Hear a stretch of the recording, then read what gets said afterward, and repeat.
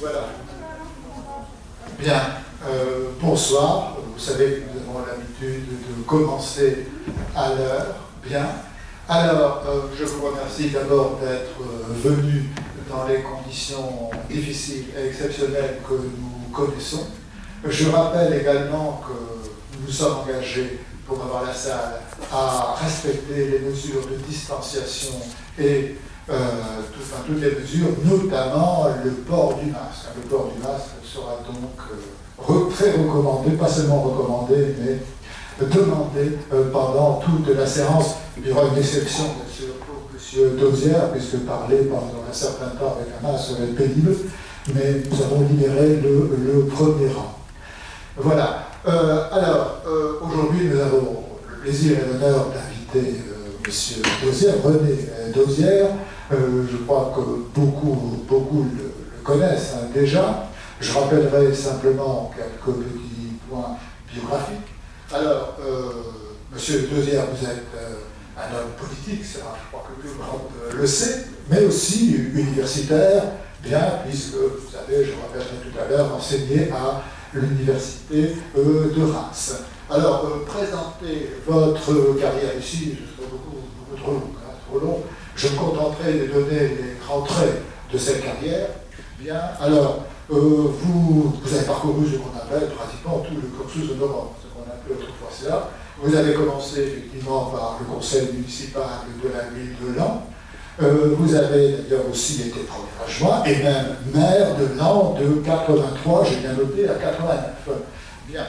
Vous avez en plus ensuite été conseiller général de l'Aisne de 93 à 2008, puis conseiller général de Picardie de 77 à 88, bien, et vous l'avez même présidé, vous l'avez rappelé tout à l'heure, c'est toute une connaissance de Damien, de 81 à 83. C'était le conseil régional de la décentralisation. Oui, vous avez beaucoup travaillé d'ailleurs cette question de la décentralisation.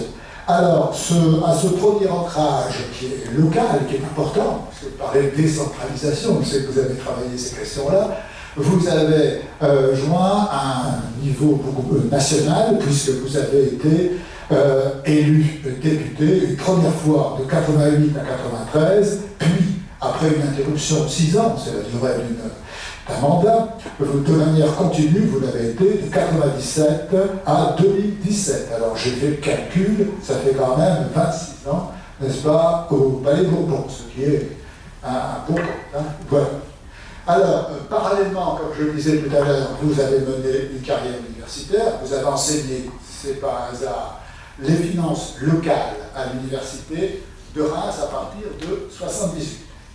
Alors, ces deux carrières, l'universitaire et la politique, eh bien, ne sont pas seulement parallèles, je crois qu'elles s'entrecroisent et se nourrissent l'une l'autre, puisque votre discipline, la discipline que vous avez enseignée, eh bien, tout naturellement, vous a conduit à vous intéresser de près, et même au titre d'expert, hein, je dirais, bien, à la question du budget de l'État, et tout particulièrement à celui du budget présidentiel.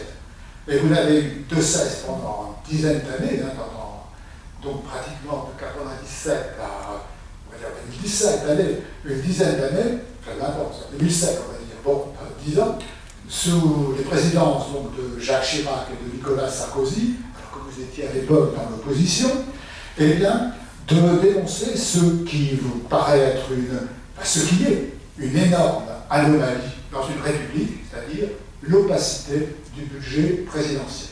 Bon, bien, qui s'appelait d'ailleurs plutôt, en lisant votre livre, vous avez toutes les explications, bien la dotation présidentielle. Et vous intéressant à la chose, vous devenez, comme vous le dites vous-même d'ailleurs, un député d'investigation. Bien. Et vous faites une solide réputation, ça c'est clair, de pourfendeur du secret dépense. Forgez le terme, du secret dépense. Vous interpellez régulièrement le gouvernement, vous multipliez les questions écrites, et en 2006, faites parler de vous, puisque vous rédigez un rapport qui fera du bruit, bien, qu'on appelle d'ailleurs le rapport Dauzière sur ces questions. En 2007, vous écrivez même un petit brûlot, bien, l'argent caché de l'Élysée, bien, c'était sous Jacques Chirac, enfin, c'est la fin de la présidence de Jacques Chirac. Et toutes ces actions, excusez-moi, mais parler avec un masque, c'est pas facile, donc c'est pourquoi enlevez-le, oui. Toutes ces actions, interpellations, toutes ces questions écrites, bien, qui sont d'ailleurs reprises par la presse, hein, bien, sont suivies des faits, hein, puisqu'à partir de 2008, le principe d'avoir un budget public clairement établi, conforme aux règles de la comptabilité publique, est admis par la classe politique. Admis, ça ne veut pas dire, bien entendu, qu'il est respecté à la lettre. D'ailleurs, vous avez continué de faire des remarques et des enquêtes. Hein. Et vous récidivez en 2009, en rédigeant un rapport qui dénonce à la fois, en 2009, c'est donc sous Sarkozy, hein, qui dénonce à la fois l'augmentation des dépenses de l'Élysée et on ajoute quelques petites manipulations budgétaires. On se rappelle sans doute, puisque la presse a repris cela, de bien un large écho, la carte bancaire de Cécilia, l'affaire des sondages commandés hors de toute règle des marchés publics, bien, et au passage, vous exigez ce qu'on appelle une clarification du statut de la première dame de France. Le terme d'ailleurs est tout à fait, n'a aucun statut officiel, hein, vous le rappelez bien dans votre ouvrage, hein, en Amérique, on parlait First Lady. Bon, et il y a aussi ce qui est le fameux scandale de la Garden Party, vous savez, le 14 juillet, qui était dispendieuse et qui va d'ailleurs, grâce à tout cela, venir par être supprimée. Bon. Alors, votre ténacité est donc récompensée, comme je le dis, désormais, depuis donc maintenant à peu près 2008, ça a mis du temps ensuite à s'installer, l'Élysée établit désormais un budget exhaustif, bien, qui a, on voit clairement d'où viennent les sources, les moyens d'agir du président de la République, bien, et qui est soumis aussi, surtout, à un contrôle de la Cour des comptes. Et enfin, pour publier en 2012 un livre, L'argent de l'État, un député mène l'enquête, bien qui résume, synthétise l'ensemble de toutes vos actions et propositions. Voilà, et maintenant, ça ne se termine pas là, même si vous n'avez plus de mandat, je crois, bien, ça ne se termine pas là, puisque vous venez récemment, je crois que c'est en 2019, hein, de créer effectivement un think tank, l'Observatoire de l'éthique publique, qui réunit des chercheurs, des députés. Alors, c'est ainsi que vous apparaissez, voilà le terme qu'il fallait employer, puisque la conférence est le rôle de la transparence dans la vie politique, un peu comme, pas un peu, comme un champion, le champion peut-être bien de la transparence. Bon, c'est à ce titre-là, bien entendu, qu'on a pensé vous inviter. Alors, je n'irai pas plus loin sur votre carrière, votre présentation, tout simplement parce que vous n'avez pas fait que cela. Hein. Vous avez aussi, tout à l'heure, parlé de la décentralisation, vous avez aussi eu des missions dans l'outre-mer, notamment la départementalisation de Mayotte, et j'en oublie. Bon, je me suis contenté de centrer la présentation sur le sujet de notre conférence, c'est-à-dire la question de la transparence. Alors, on est tous d'accord sur la transparence sur un point, évidemment. La transparence est une condition de la gouvernance démocratique. Effectivement, elle contraint le gouvernement à rendre compte de ses mandats, et rend possible un contrôle de ses actions. Sans transparence, évidemment, ça ne paraît pas. Elle permet aussi, d'ailleurs, pour être clair, à l'opposition de prendre des décisions informées, de faire des propositions. Sinon, ce dialogue entre l'opposition et la majorité est effectivement impossible. Les États démocratiques se sont d'ailleurs constitués, historiquement, en rejetant le principe qu'on appelait le secret d'État. Ça a été effectivement une des grandes choses qui a été critiquée, refusée. Et cette pratique, effectivement, qui plaçait les États, les chefs d'État, les gouvernants, l'État au-dessus des normes communes, normes morales, normes, bien sûr, juridiques. Alors, c'est pourquoi nous savons tous, la dissimulation, la rétention d'informations, le mensonge officiel sont les signatures des régimes dictatoriaux, totalitaires. Bien, cela semble effectivement acquis. Cependant, Cependant, c'est là que se pose le problème, ce désir d'une transparence totale peut aussi avoir des effets pervers. On sait de toute façon qu'il y a d'abord une limite. Faut-il l'arrêter au secret défense? Le secret défense, bon. Mais aussi, vous savez bien, désormais, la distinction entre un homme public, un homme politique et un homme public, bien sûr, il est aussi un homme privé. Est-ce que sa vie privée doit, eh bien, doit être toujours interprétée pour comprendre son action publique, etc. On sait qu'il y a ce qu'on appelle des dérives. En tout cas, c'est une question. Quelle est la limite de la transparence? S'il y en a une, évidemment, bien, Monsieur Lauzière, je vous laisse traiter cette question.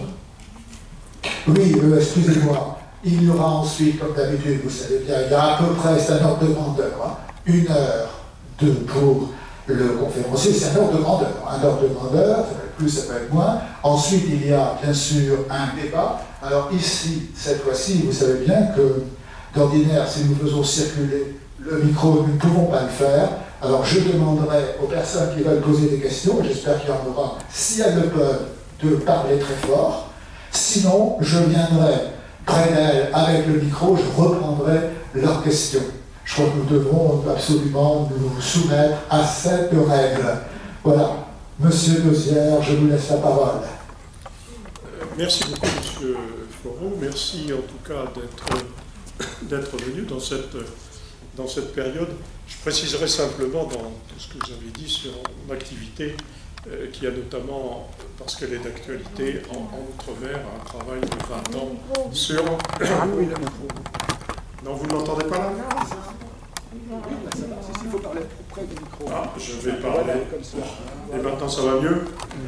Oui, voilà. J'ajouterai simplement dans la liste des pays que vous avez signalé, parce qu'il est d'actualité que depuis 30 ans, je travaille sur la décolonisation de la Nouvelle-Calédonie, un processus tout à fait historique dans notre histoire politique, puisque les décolonisations qu'on a faites se sont plutôt mal passées, et là, nous avons mis en place en 1988 et en 1998 un processus de décolonisation pacifique qui est difficile naturellement à faire, mais qui est tout à fait remarquable. Je vous signale, parce que c'est des choses que l'on ignore, que depuis 1988, la Nouvelle-Calédonie n'a plus le statut en fait de colonie française, même s'il reste des séquelles du système colonial, mais la colonie est un pays qui a pratiquement toutes ses compétences de la vie quotidienne qui lui sont propres, et elle dispose d'une assemblée qui est une assemblée législative, c'est-à-dire que dans les domaines de compétences calédoniennes, la mine, l'éducation, l'état civil, le droit du travail, etc., la fiscalité, dans tous ces domaines, le Parlement français ne peut plus légiférer. C'est la Nouvelle-Calédonie qui vote ses propres lois, c'est le seul exemple d'ailleurs. Enfin voilà, j'insiste pas, on est en plein dans ce processus de décolonisation, on est à la fin de l'accord de Nouméa et il faut repartir quelque chose d'ici. Bien. Alors, j'en viens quand même au sujet de cette conférence, il est intitulé sur la transparence.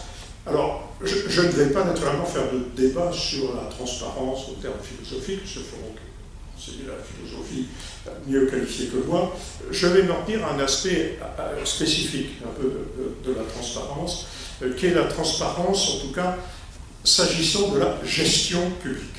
Et tout simplement pourquoi? Parce que là, je fais référence aux articles 14 et 15 de la Déclaration des droits de l'homme et du citoyen, 1789 quand même, que je vous rappelle, l'article 14, tous les citoyens, par eux-mêmes ou par leurs représentants, ont le droit de constater la nécessité de la contribution publique et d'en suivre l'emploi. Et l'article 15, la société a le droit de demander compte à tout agent public de son administration. Et se référer d'ailleurs à ces textes qui sont fondateurs de ce qui va devenir ultérieurement la République, c'est d'ailleurs vouloir se consacrer à ce qui fait la distinction fondamentale de la République par rapport à la royauté, c'est-à-dire la séparation des affaires publiques et des affaires privées. Et donc, bien entendu, c'est contrairement à ce qui se passe termes de royauté, et c'est donc effectivement dans ce domaine de la gestion des affaires publiques que je vous entretiendrai. Voilà. Je n'évoquerai pas en particulier ce qu'on peut appeler la prise de décision politique, sur lesquelles la transparence ne peut pas être exhaustive. Hein, il y a Michel Rocard, d'ailleurs, sur un ouvrage consacré à l'édit de Nantes et qui faisait la synthèse de ces discussions de 1988 pour établir la paix en Nouvelle-Calédonie, a fait un ouvrage qui s'appelle L'art de la paix et qui rappelle que quand on veut négocier la paix, ça ne se négocie pas en public. Et d'une manière générale, d'ailleurs, quand on veut aboutir à des solutions, ça ne se fait pas en public, parce que, ou si on le fait en public, c'est parce qu'on est sûr de ne pas aboutir. Hein, ça depuis longtemps. Donc, s'agissant de la prise de décision, des décisions gouvernementales, etc., il y a naturellement la transparence rencontre d'autres limites. Ce n'est pas mon sujet. Encore une fois, je m'en tiens à ce qui concerne l'utilisation de l'argent public, c'est-à-dire notre argent, puisqu'il s'agit du produit des impôts ou des prélèvements obligatoires. C'est d'ailleurs se consacrer à l'utilisation de l'argent public, c'est au cœur, de plus en plus d'ailleurs, de la fonction parlementaire. Bien entendu, vous me direz, le législateur va légiférer. De moins en moins, les législateurs, quels qu'ils soient d'ailleurs en France ou ailleurs, de moins en moins, le législateur fait réellement la loi. Il ajuste, hein, il fait des amendements, comme on dit. Mais sa fonction de plus en plus importante par rapport à l'exécutif, c'est effectivement de contrôler la façon dont l'exécutif utilise l'argent public, les exécutifs d'ailleurs nationaux et locaux. Et voilà. Et là, s'agissant autant en ce qui concerne sa fonction de législateur, les parlementaires sont contraints par des procédures, par le fait majoritaire, par la Constitution de la Ve République, qui donne un pouvoir important au président puis à sa majorité. Donc il y a des contraintes qui sont fortes.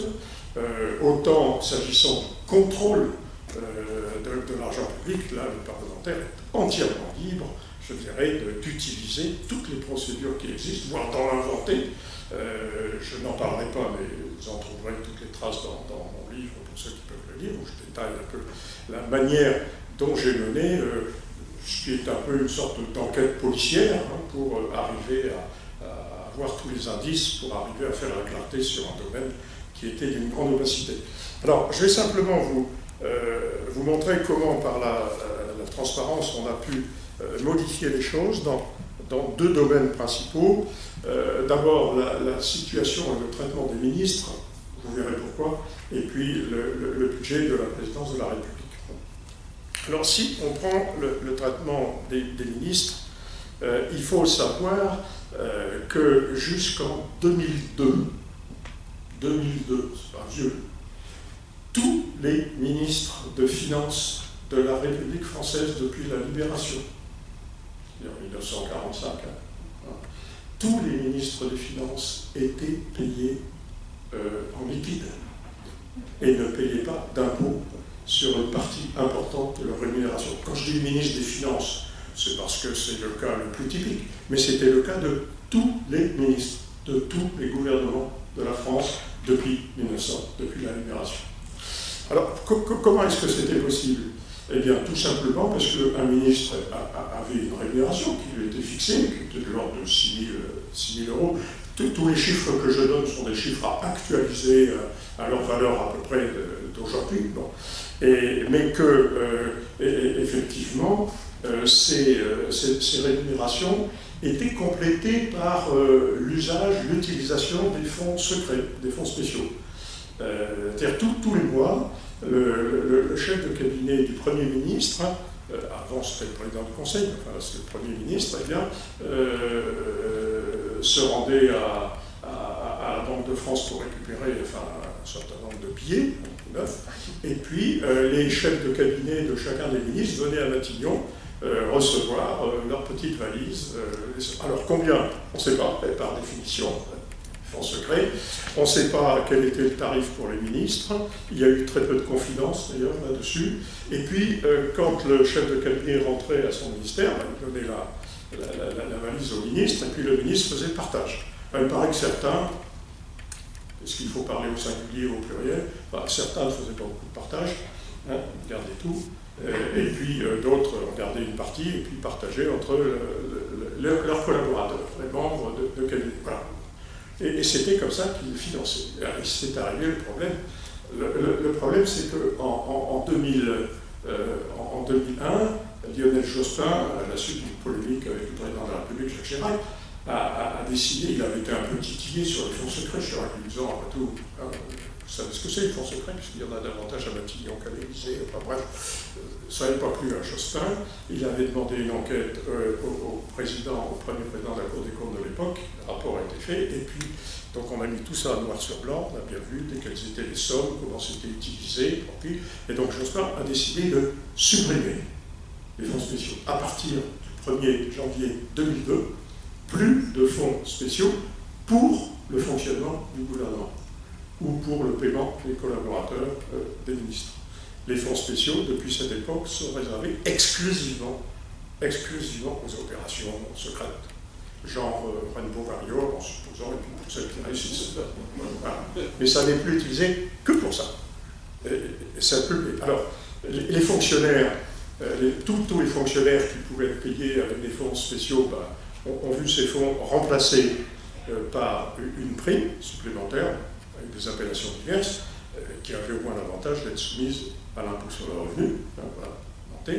Et puis les ministres, on n'a rien fait. Tous. Donc en 2002, en juin 2002, quand le nouveau gouvernement est arrivé, celui de Jean-Pierre Raffarin, les ministres ont commencé à dire bon, il y a un problème. Bon. Et ils ont décidé, c'était vraiment en catimini. Ils ont décidé, ils ont fait une opération qui était assez extraordinaire. Ça s'est passé dans la nuit du 1er août. J'ai repris les débats. Je me rappelle que j'étais là cette séance parce que je suis intervenu plusieurs fois, enfin quelques petites interruptions comme ça. Et c'est là où on a découvert qu'à l'insu du plein gré du gouvernement, parce que le gouvernement a dit moi je ne suis pas demandeur.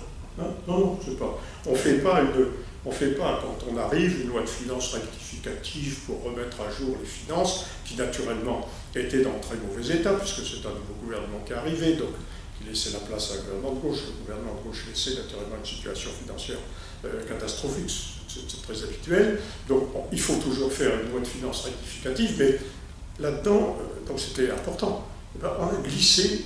Alors c'est qui? C'est tout simplement au Sénat un amendement présenté par un certain Michel Charasse, comme ça, puis qui a finalement été repris par le Sénat, et puis qui est arrivé à l'Assemblée en commission mixte paritaire. Ça n'a jamais été débattu en séance publique, ce qui fait que le nouveau député qui était Xavier Bertrand, qui faisait partie de la commission mixte paritaire, m'a dit une fois, je comprends mieux pourquoi, là, il y avait une ambiance un peu différente. Et voilà, on a fait ça en catimini, et on a augmenté, on a fixé le traitement des ministres à un niveau satisfaisant, correct à l'époque, mais ça s'est fait à partir de 2002. Et ils étaient imposables sur les 3/4 de leur rémunération. Ensuite, en 2017, j'ai fait voter un amendement pour que la totalité des traitements ministériels soient soumis à l'impôt sur le revenu. C'est le cas depuis 2017. Alors, François Hollande, lui, a décidé de diminuer de 30% le salaire du président de la République et des ministres.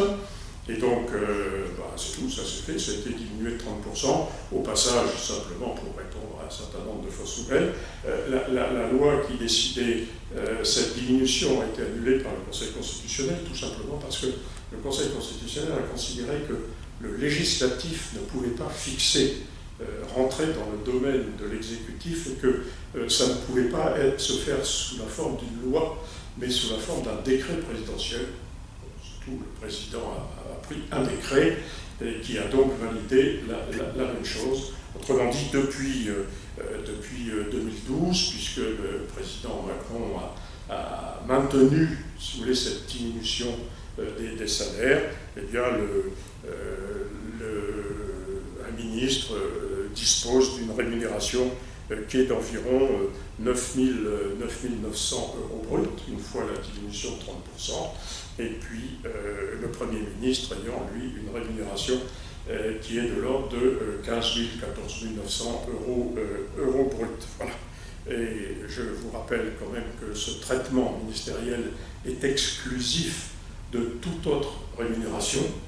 Jean-Paul Delevoye, qui apparemment n'avait pas lu la Constitution et s'en était pas rendu compte, en a subi naturellement les conséquences, mais ce traitement peut néanmoins être cumulé avec des emplois, avec des fonctions locales, puisque il n'y a pas d'interdiction pour les ministres d'occuper des fonctions locales, c'est simplement une pratique qui a été mise en place à la fois par Lionel Jospin, puis poursuivie par François Hollande, et poursuivie d'une façon moins rigoureuse par Emmanuel Macron, qu'un ministre occupe ses fonctions à temps plein. Bon, certains ministres ne peuvent pas rester responsables de l'exécutif, puisque depuis que les parlementaires ont décidé de supprimer les responsabilités nationales et d'exécutif, bon, les ministres essaient de suivre l'exemple, ils peuvent être conseillers départementaux, conseillers régionaux, et à ce titre-là, percevoir une rémunération supplémentaire qu'on a limitée finalement à 2 700 €. Donc un ministre qui a quelques responsabilités locales ne peut pas gagner plus que les 2 700 € supplémentaires. Il en reste pas moins que c'est toujours un peu choquant de penser qu'un ministre à temps partiel est mieux payé qu'un ministre à temps complet. Enfin, voilà ce que je voulais vous dire simplement pour les ministres. Sans rentrer, je vous signale quand même quelques contraintes sur les ministres, qui sont maintenant soumis à une déclaration de patrimoine et une déclaration d'intérêt, qui est rendue publique, toutes les deux, patrimoine et les déclarations de patrimoine et d'intérêt du gouvernement en poste vont être rendues publiques dès lors que la Haute Autorité pour la transparence de la vie publique aura examiné ces déclarations, vérifier si elles sont exhaustives, si elles sont sincères, etc. Donc, et ce contrôle est un contrôle très strict. Certains ministres d'ailleurs s'en sont aperçus, et je signale aussi qu'à la fin de leur mandat, lorsqu'ils veulent retrouver une activité privée, il y a également un contrôle qui est fait pour vérifier que l'activité privée qu'ils envisagent de prendre n'entre pas en conflit avec les responsabilités qui ont pu être les leurs pendant le domaine ministériel. Et enfin, je vous signale qu'un ministre, il n'y a pas de retraite des ministres, qu'un ministre qui perd sa fonction garde son traitement pendant 3 mois. En 58, c'était 6 mois.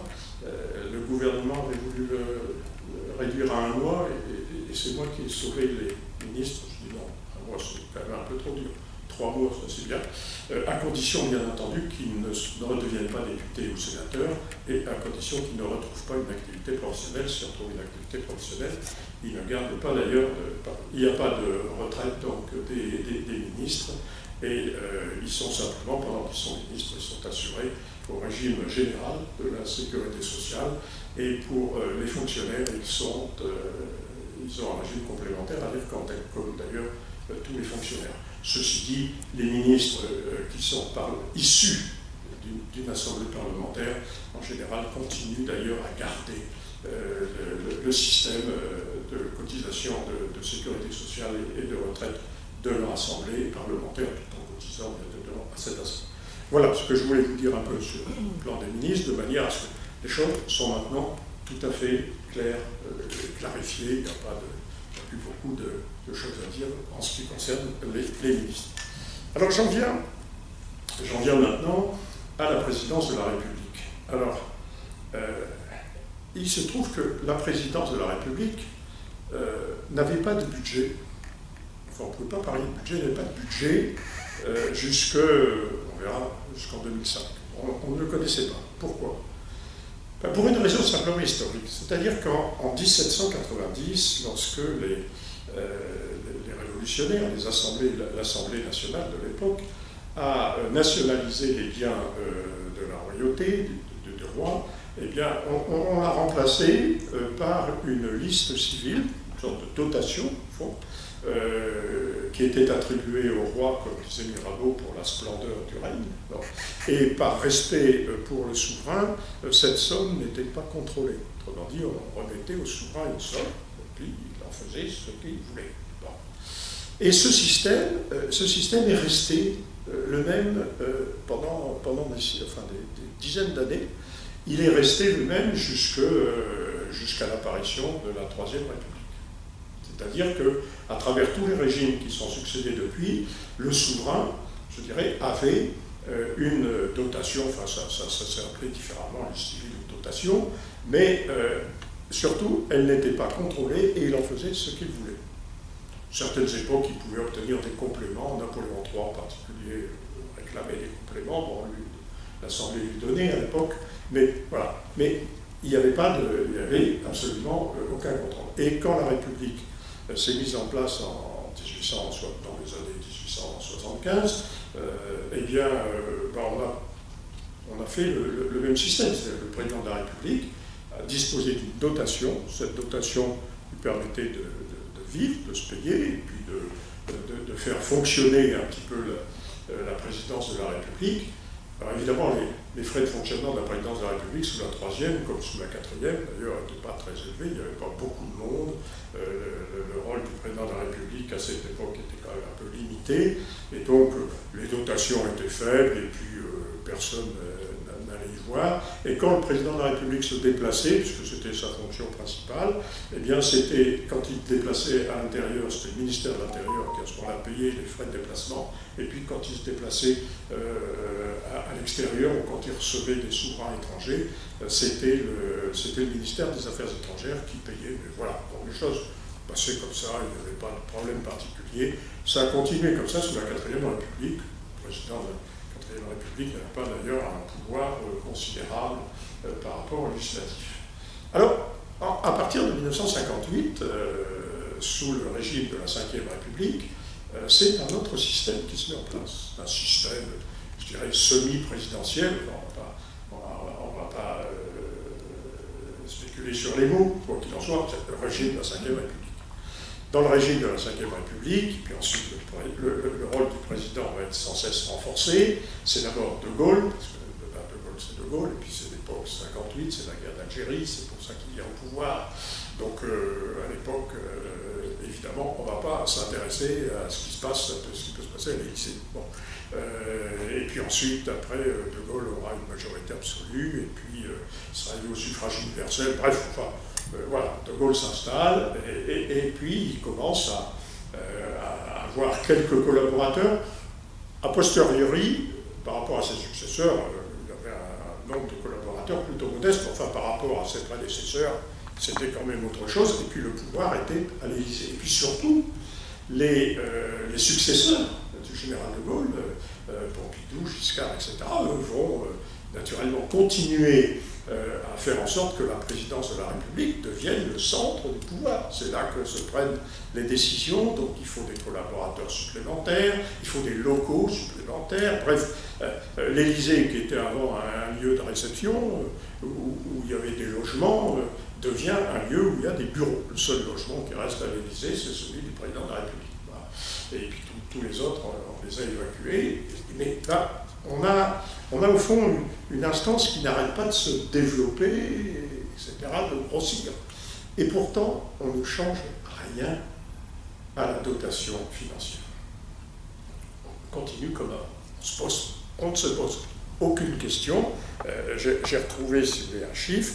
En 1957, donc on est sous la 4e République, la dernière année de la 4e République, la dotation du président de la République est de 1,3 million d'euros. C'est les euros d'aujourd'hui, hein, j'ai fait convertir 1,3 million. Bon, elle est d'ailleurs votée sans aucun débat, hein, pas de problème.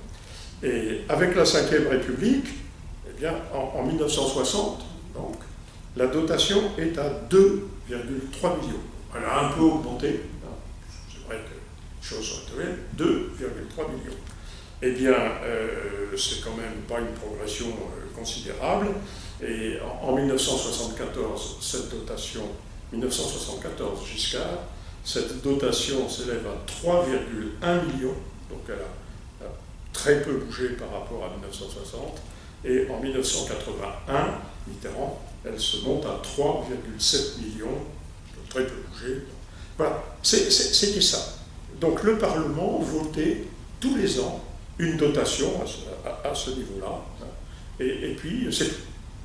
Alors comment est-ce qu'il était possible, alors que l'Élysée ne cessait de se développer, etc., il n'y avait pas que l'Élysée d'ailleurs qui se développait, enfin, et comment est-ce qu'on pouvait vivre avec une dotation à ce niveau, qui était votée d'ailleurs sans aucune remarque, pratiquement.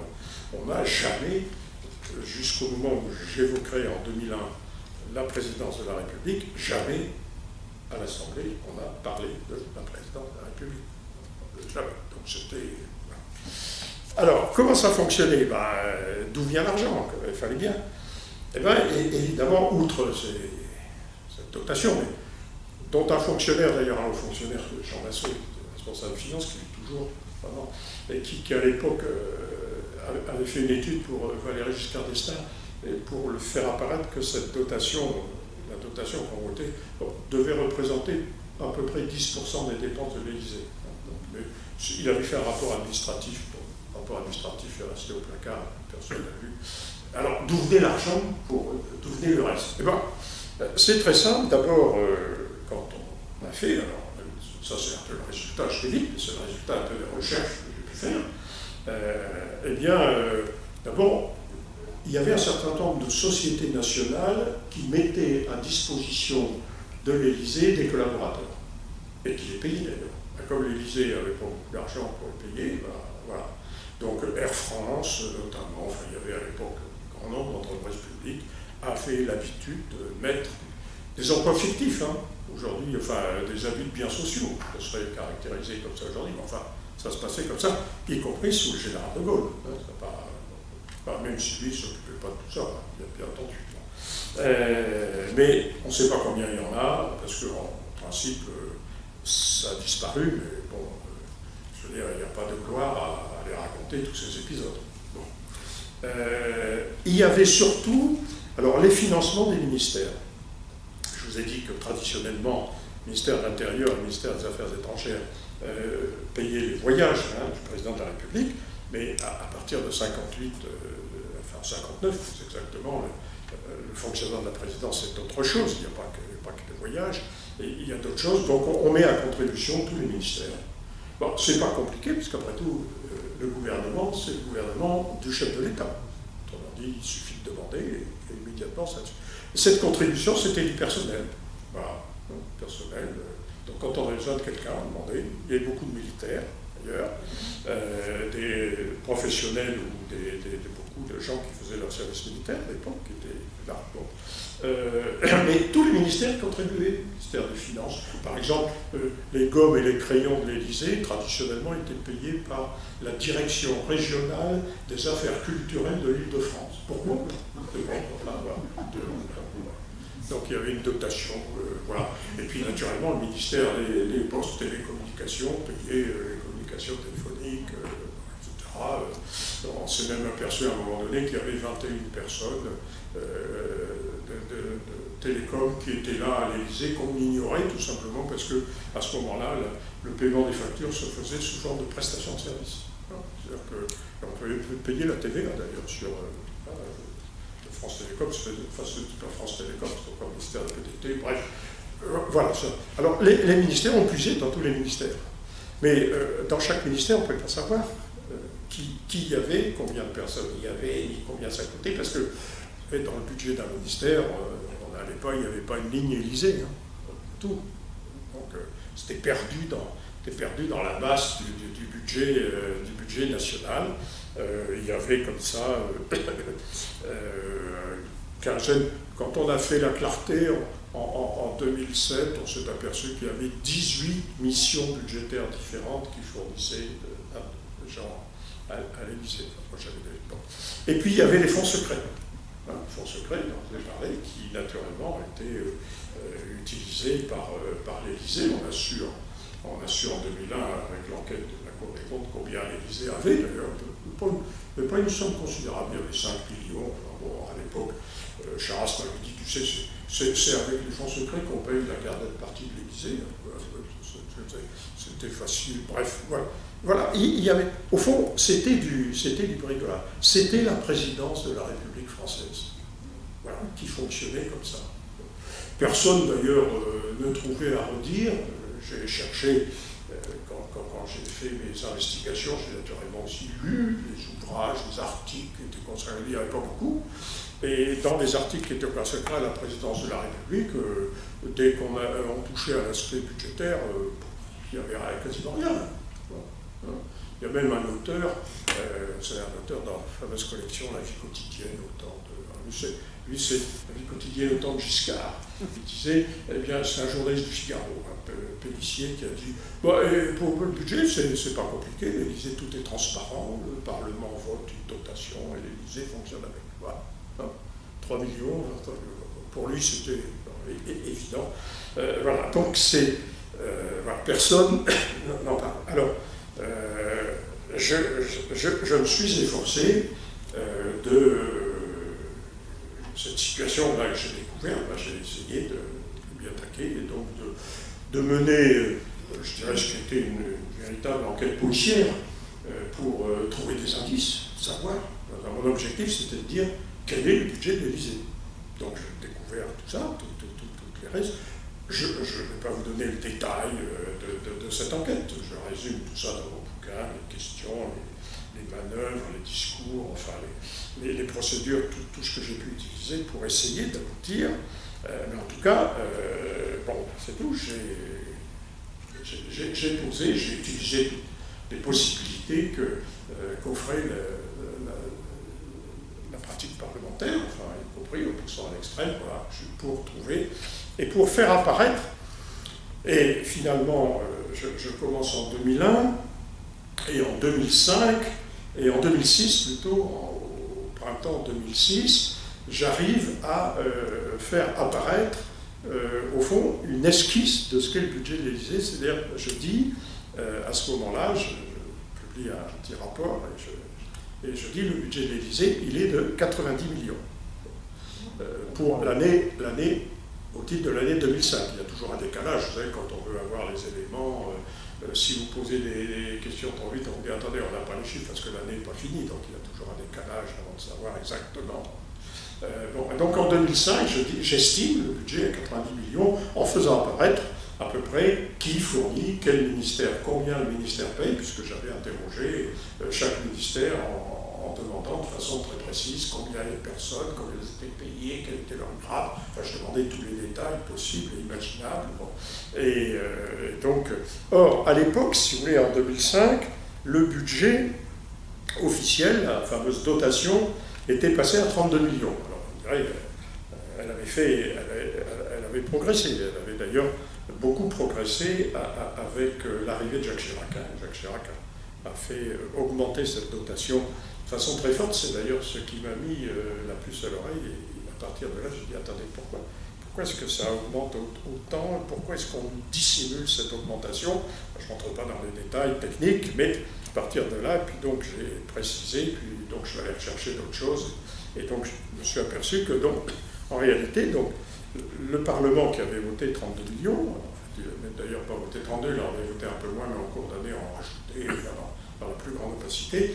Bref, officiellement, il y avait 32 millions de budget, en réalité, il y avait au moins 90 millions de dépenses. Et encore au moins, parce que je n'étais pas sûr encore d'arriver au total. Alors naturellement, bon, ça a fait un choc, et la presse a beaucoup utilisé, relié tous les travaux que je faisais, parce que c'était des découvertes. À chaque fois, on découvrait un élément nouveau de l'Élysée, on disait jusqu'où ça va arrêter, on ne sait pas combien ça dépense. Et, bon. Et donc, à partir de ce moment-là, Donc, apparaît l'idée qu'il faut clarifier le budget de l'Élysée. C'est plus possible, il n'est plus possible de vivre dans cette fiction, et donc il faut mettre les choses en état. C'est ce que, en 2007, la commission Balladur, nommée par Nicolas Sarkozy, propose une réforme des institutions, et dans ces réformes, elle réclame que l'Élysée dispose d'un véritable budget. Enfin, je veux dire, les travaux que je menais montraient qu'on ne pouvait plus, c'était une fiction, on ne pouvait plus s'en tenir là-dessus. Et c'est donc dans le débat budgétaire de l'année 2007, en novembre-décembre 2007, donc pour le budget 2008, que là, Nicolas Sarkozy décide de faire d'opération vérité en quelque sorte, et donc de faire voter un budget non plus à hauteur d'une trentaine de millions, comme c'était le cas avant, mais à hauteur de 100 millions, c'est-à-dire en remettant dans le budget tous les éléments issus d'un certain nombre de missions. Voilà, 100 millions, ça passera d'ailleurs à 113 en 2008 pour la première année, parce que actuellement le ministère de la Défense était un peu trompé dans la façon de comptabiliser sa participation, il a fallu rajouter. Enfin, voilà. Donc, il fait 113 millions. Alors, comment ils sont arrivés là? Et la directrice de cabinet à l'époque ne l'a pas dit, mais elle a dit à des journalistes 2 ans après, elle a dit, on s'est servi de votre bouquin. Hein. J'avais publié, on l'a dit, l'argent secret de l'Élysée, où je détaillais tout ça. Je donnais tous les chiffres année par année, les gens et tout ça. Et à partir de là, parce que nous, on ne savait pas. Donc, ce qu'il y avait, donc à partir de là, on a estimé. Et donc, depuis cette époque, donc depuis 2008, donc, il existe un vrai budget de l'Élysée, donc premier budget de l'Élysée, 113 millions. Et surtout, innovation, parce que je l'avais réclamé, c'est un contrôle, j'y reviendrai, de la Cour des comptes. Alors, 113 millions, depuis cette époque, on sait donc tous les ans, on a une connaissance plus précise du budget. Qu'est-ce que ça représente?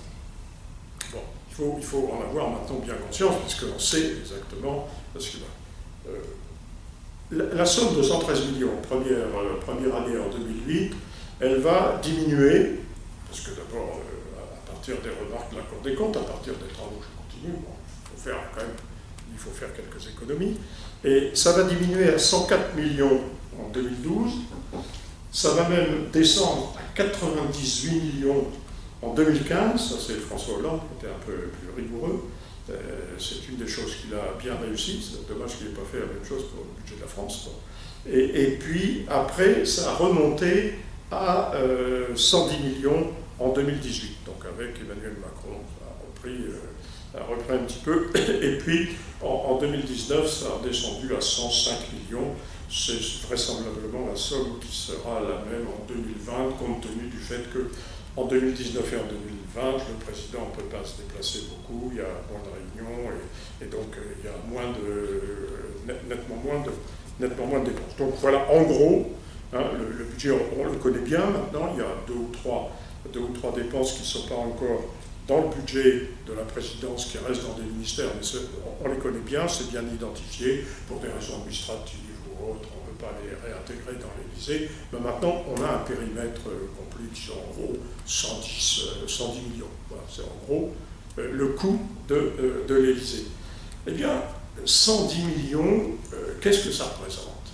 Je pose la question parce que pendant le mouvement des Gilets jaunes, j'ai fait quelques conférences, et puis on me demandait de faire sur les aspects fiscaux, et alors on dit il faut faire des économies, il faut supprimer telle chose à l'Élysée, tout de suite.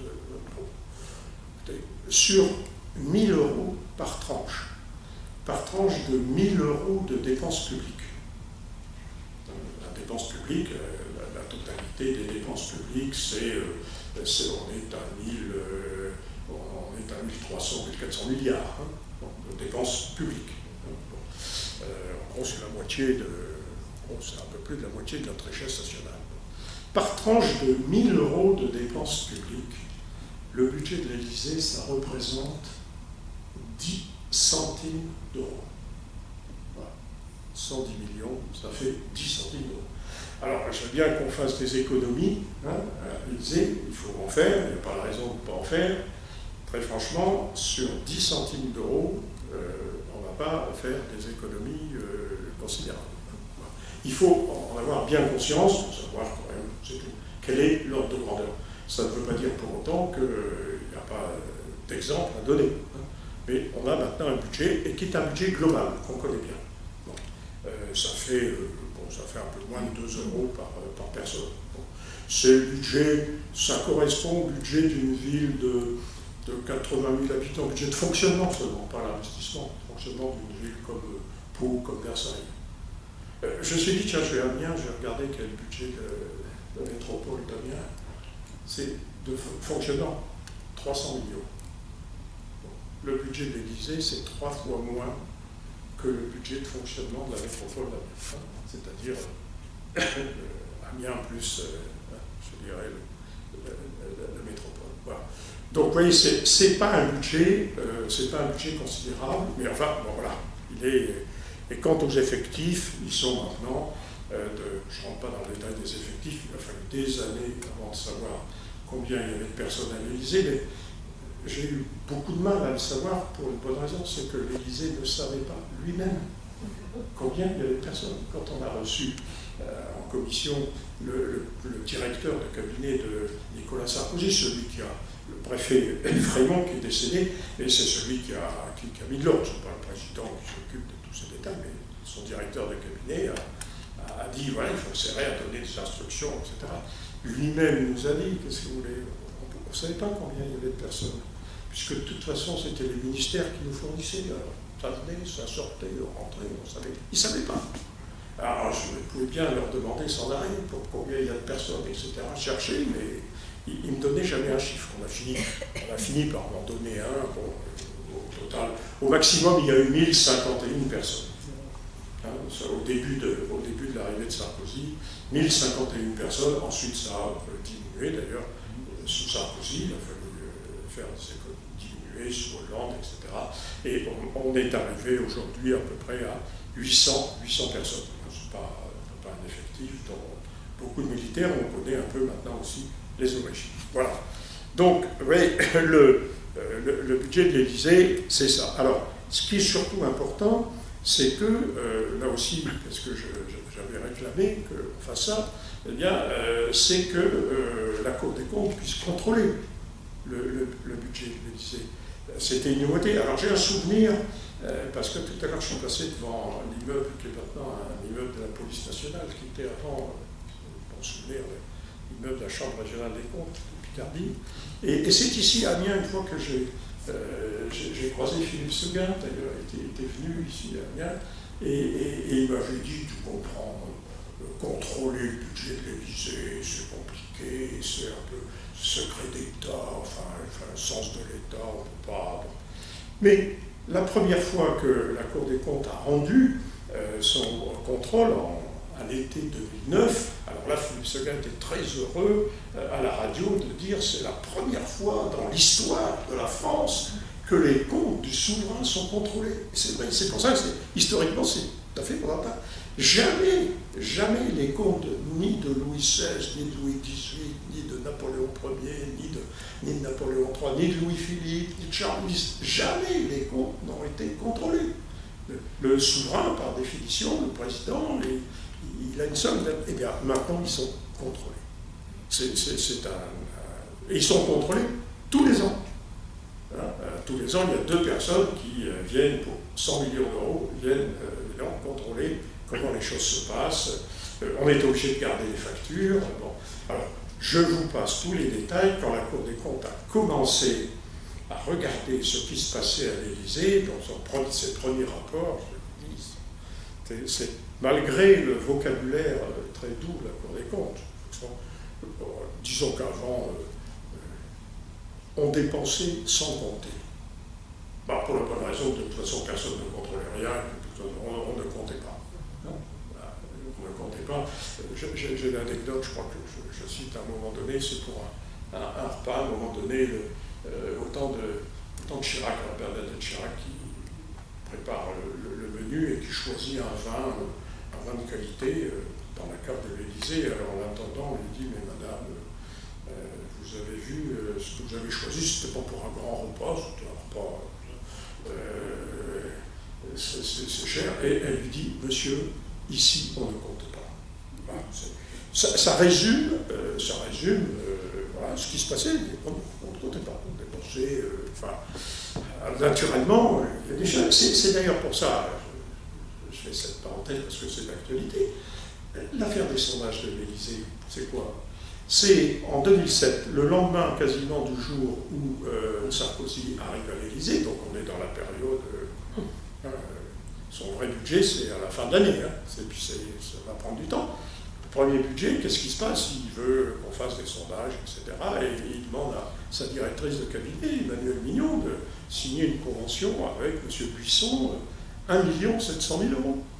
Et dans cette convention, il y a quoi? Une page qui dit voilà, M. Buisson est autorisé à percevoir 1,7 million pour faire les sondages et choisit lui-même le titre, le thème, etc. Voilà, une page. Alors, quand la Cour des comptes a découvert ça, elle a naturellement dit attendez, c'est.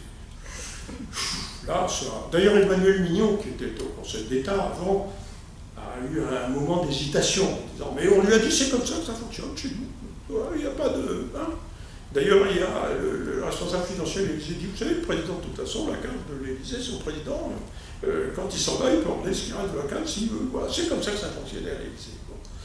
Bon, naturellement, c'est pas tout à fait. Donc, il y a eu ce phénomène, ce fait, qui a été révélé en 2009 dans le premier rapport de la Cour des comptes. Alors, on a fait venir le directeur de cabinet qui a dit, oui, tout ça est inadmissible. Il a reconnu lui-même que qu'est-ce que vous voulez avant, fonctionner. Bon, lui qui disait, on ne savait pas combien il y avait de monde, personne, qu'est-ce que vous voulez. Bon. En 2009, il avait déjà remis un peu d'ordre. Il n'empêche qu'on lui a demandé, il a donné des détails sur les sondages, et le commissaire socialiste là, des finances, qui contrôlait, enfin qui faisait un rapport sur le budget de l'Élysée, a naturellement donné la liste de tout ce que lui avait fourni le directeur de cabinet, la liste de tous les sondages. 12 pages de son rapport. Et à partir de ce moment-là, il y a des gens qui ont lu. Attendez, il y a des sondages, des sujets qui n'ont rien à voir avec l'Élysée. Donc on a commencé, il y a des citoyens qui ont demandé à faire une enquête, et c'est comme ça que c'est parti en justice, et qu'après toute une série de procédures judiciaires, on est arrivé à ce qu'il y a à peu près quelques mois, un juge d'instruction a renvoyé en correctionnel 5 personnes qui, étaient responsables et qui sont accusés de détournement de fonds publics. Voilà. Donc c'est ce qui sera jugé prochainement, on verra. Le président n'est pas en cause, puisque de toute façon, il n'est pas soumis au même type de procédure. Pour l'occurrence, ce n'est pas lui qui intervenait, c'était ses collaborateurs. Voilà. Mais c'est tout, il y avait des mots qu'on ne connaissait pas, l'Élysée, marché public. C'était un gros mot, on l'ignorait, enfin, mise en concurrence, enfin des choses comme ça se faisait pas. Servir, quoi. Bref, la Cour des comptes n'a eu de cesse que de dire gentiment, mais attendez, on ne peut pas procéder comme ça, il faut faire de l'appel d'ordre. Et d'ailleurs, l'Élysée a suivi tous ces rapports et toutes ces recommandations. Au fil du temps, on voit que les recommandations de la Cour des comptes diminuent, la Cour dit, ça s'améliore, etc. Voilà. Donc, ce contrôle de la Cour des comptes est naturellement fondamental, a été fondamental pour permettre, je dirais, à l'Élysée de fonctionner, je dirais, à peu près comme une administration publique. Ce qui est le cas aujourd'hui, encore quelques petits progrès à faire. Bon, il faut tenir compte aussi de la spécificité de l'Élysée, tout n'est pas programmé d'avance, etc. Mais enfin, en gros, voilà, il n'y a pas de... On n'a plus d'inquiétude à avoir, d'ailleurs. D'ailleurs, quand je suis allé visiter les arrière-fonds des cuisines de l'Élysée, puis à fond, voir comment tout ça travaillait, le cuisinier m'a bien fait remarquer que, premièrement, maintenant on fait des appels d'offres, on classe tout, on fabrique ça nous-mêmes, le saumon, m'a-t-il dit, on le fait nous-mêmes, bref, enfin, pour bien montrer qu'il y a un souci, il y a un souci d'éviter les dépenses excessives.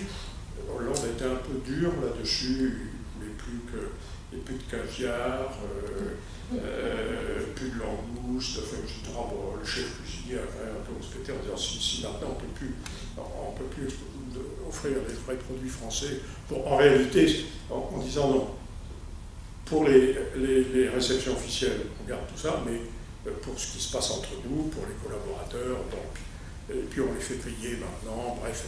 Aujourd'hui, on dépense en comptant. Voilà, hein, au point que même un cuisinier qui a dit attendez, c'est plus possible.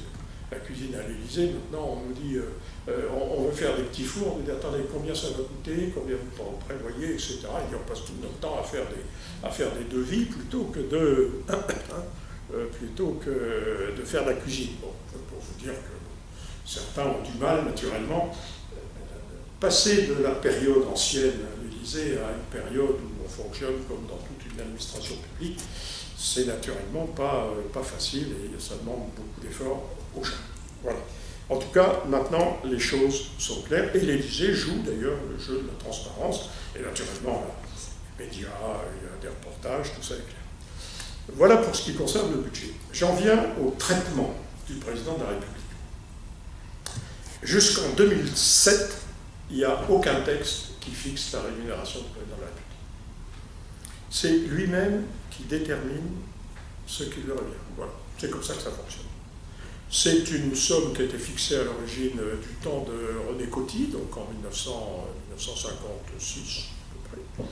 Et on a dit, voilà, le président, il peut percevoir la dotation, le président peut avoir une dotation comme celle du vice-président du Conseil d'État, qui est le plus haut fonctionnaire de la République, voilà, mais sans les primes, voilà, sans rémunération, et puis c'est tout. Et on ne change pas, et De Gaulle n'a pas changé, parce que alors là, vraiment, lui, c'est pas son domaine, hein, comme militaire, pas ça. Et puis les autres, bah, on ne peut pas faire autrement, ils ont continué. Ils ont tous continué. Bon. En gros, alors, on arrive à avril 2007, autrement dit, Chirac a quoi? Il a 7 084 € net, dont une indemnité d'ailleurs d'environ 1 000 €. Hein, voilà. C'est ce que, à l'époque, le ministre chargé des relations au Parlement me dit. Donc vous voyez, à peu près, c'était ça la rémunération du président de la République. Il l'avait fixé lui-même. Bon. Et quand, au mois de mai, Nicolas Sarkozy arrive à l'Élysée, là, il s'interroge, je vais te payer combien? Alors là, Emmanuel Mignon lui dit, bah, ce que vous voulez. Ah bon? Ça se passe comment? Alors, il demande combien Chirac avait. Alors on lui dit, ben voilà, Chirac avait 7 000 €. Alors il monte au plafond, il dit quoi? Mais moi, comme ministre, j'avais, à l'époque, il avait 13 000 à peu près, il avait 13 000 €, c'était avant la réduction des 30% de Hollande. Il dit, attendez, comme ministre de l'Intérieur, j'avais 13 000, je deviens président de la République, ça n'a pas de sens tout ça. Ben, je dis, ah bon, vous voulez pas? Vous serez payé comme vous l'étiez avant, comme ministre de l'Intérieur. Donc Sarkozy se fait payer 13 000. Mais parce qu'il avait décidé lui-même, mais personne ne le sait. Hein. Personne ne sait que tout le monde reste sur le fait que le président est en gros autour de 7 000. Et puis en novembre, à la fin de l'année, Sarkozy, en même temps qu'il fait un budget vérité, eh bien, il décide d'augmenter sa rémunération et de la mettre au niveau du Premier ministre, puisque depuis la fameuse loi de 2002, le Premier ministre, il a une rémunération. À l'époque, c'était 20 000 € avant la réduction de 30%. Et donc, on modifie la loi, puis on met le Premier ministre et le Président de la République perçoivent. Donc, tout le monde découvre en novembre 2007 que le Président de la République se fait augmenter de manière considérable. Ça tombe à un mauvais moment, parce que c'est un moment où on lui dit il faudrait peut-être augmenter le SMIC, et vous savez, on n'a pas beaucoup d'argent pour augmenter le SMIC.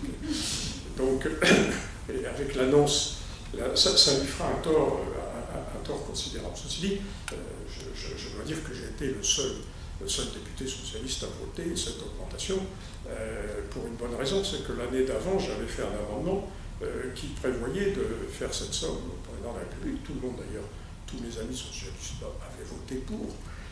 Un an plus tard, comme c'est le président de la République qui propose lui-même ça, je dis, bah, écoutez, moi l'année dernière, enfin la droite avait voté contre. Quand j'avais proposé, Sarkozy propose, la droite est pour, moi je dis, de toute façon, je ne vais pas changer d'avis, c'est tout.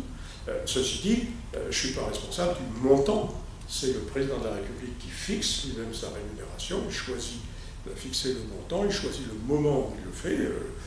Moi, je trouve que sur le principe, c'est bien, sur le fond, on peut discuter, hein, on va voir là-dessus. Voilà. Mais donc, depuis ce temps-là, on sait que le président de la République a donc une rémunération, et voilà, c'est donc aujourd'hui, après la réduction de 30% du traitement par François Hollande, le président de la République a une rémunération de 15 140 euros brut, et donc de 13 885 euros net.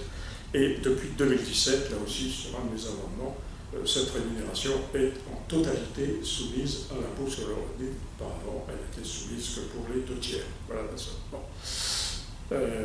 Voilà. Alors, puisqu'on parle de la rémunération, dernier point, c'est la retraite du président. C'est aussi un point d'actualité.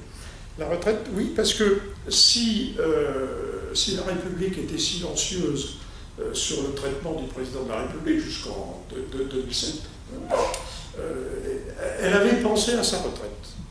En 1955, l'Assemblée avait voté une disposition qui datait d'ailleurs de 1936 et qui prévoyait que quand il quitte la présidence de la République, le président reçoit une dotation égale à celle d'un conseiller d'État en service ordinaire. En gros, somme d'aujourd'hui, en gros 6 000 euros. Voilà.